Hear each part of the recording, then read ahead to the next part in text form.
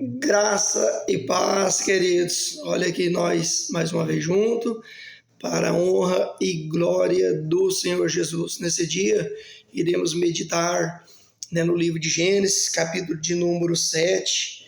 Vamos falar um pouquinho sobre a Arca de Noé. Eu vou convidar vocês aí para abrir a Bíblia de vocês, Gênesis capítulo 7, apenas o versículo de número 1.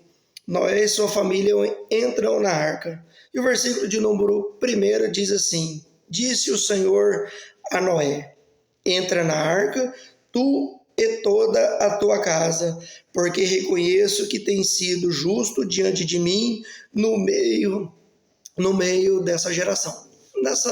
Nesse dia vamos falar um pouquinho sobre Noé, sobre essa ordem que o Senhor deu para Noé, para ele entrar dentro da arca juntamente com a sua família. E Noé era um homem obediente, era um homem temente a Deus, e o contexto daí é que Noé vivia numa geração, numa época que o povo bebia, comia, se dava em casamento. Não que isso seja errado, mas é que as pessoas não buscavam a Deus, as pessoas viviam naquele tempo uma rebelião contra o Senhor.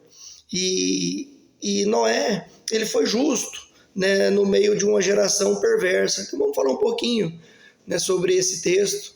E seus contemporâneos comiam, bebiam, casavam, se davam em casamento, até o dia em que o dilúvio veio e engoliu a todos, como declarou Jesus no livro de Mateus 24, do 37 ao 39.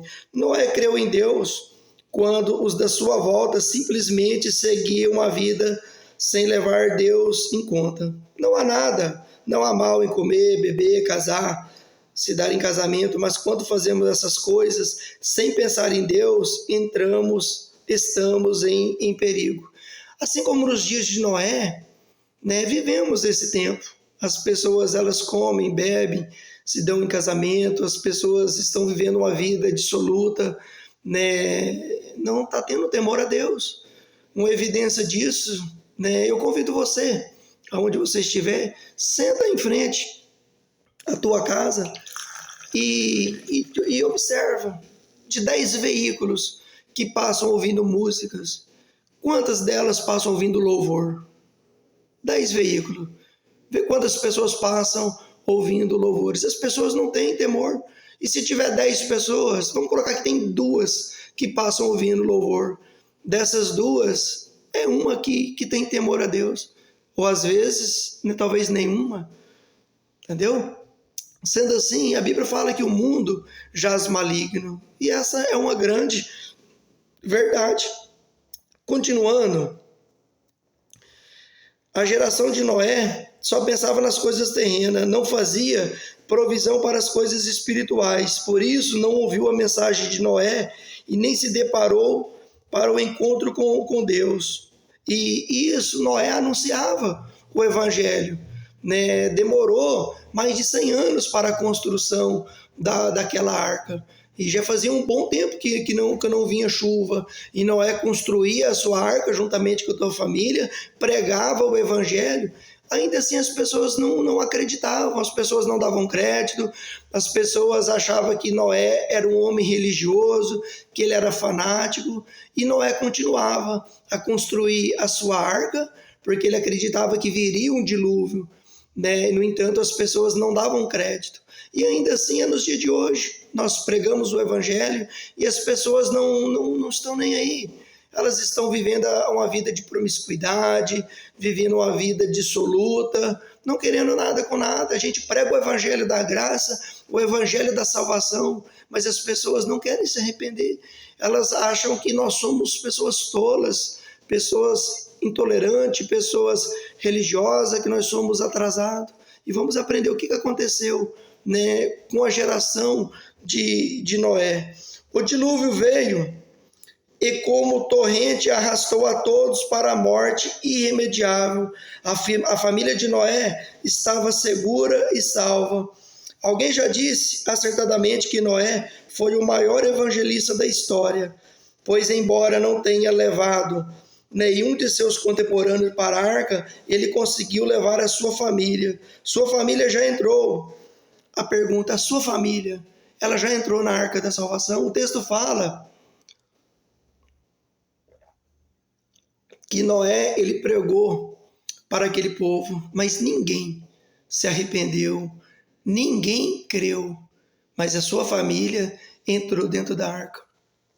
A pergunta é para você, irmão, você homem, você marido, você tem levado a sua família para dentro da arca da salvação? Você tem pregado o evangelho da salvação para a tua família?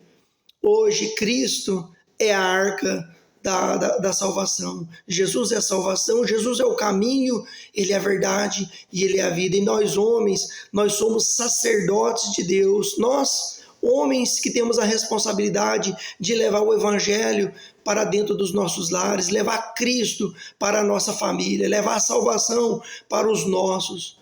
A pergunta, você tem levado a tua família, né, para a salvação, para Jesus Cristo, autor e consumador da nossa fé, da nossa salvação?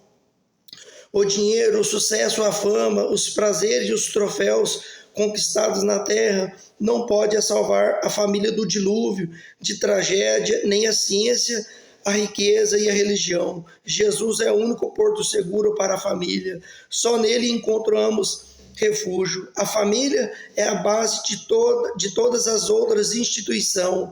É a célula-mãe da sociedade.